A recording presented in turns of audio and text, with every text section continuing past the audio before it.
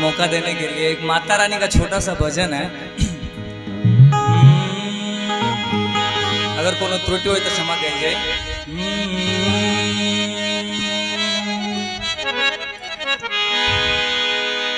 ओम जयंती मंगला काली,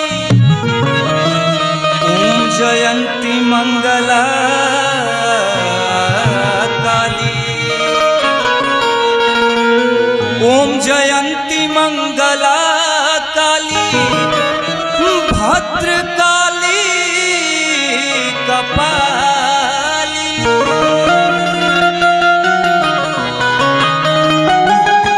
दुर्गे क्षमा शिवधात्री,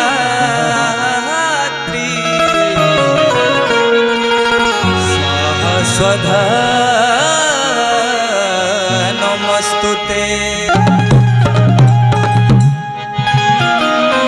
एक भजन है माता रानी का, एक बार प्रेम से जयकारा लगाइए शेरा वाली मैया की।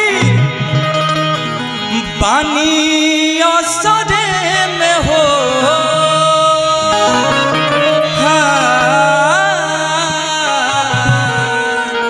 बानी औसरे में हो, बानी औसरे में हो, तनिया जाई तू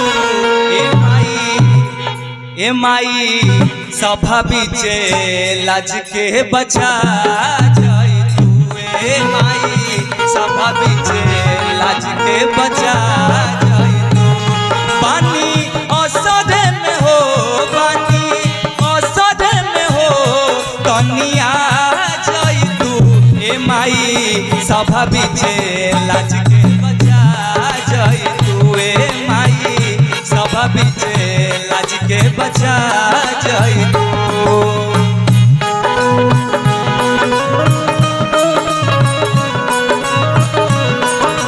क्या बात है?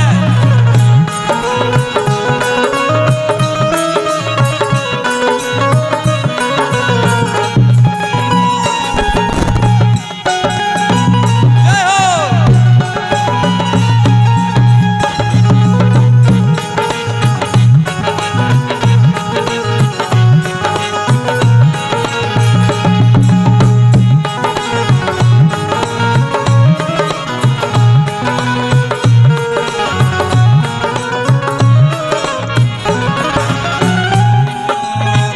दुनिया बनावे वाली तू ही हो माई,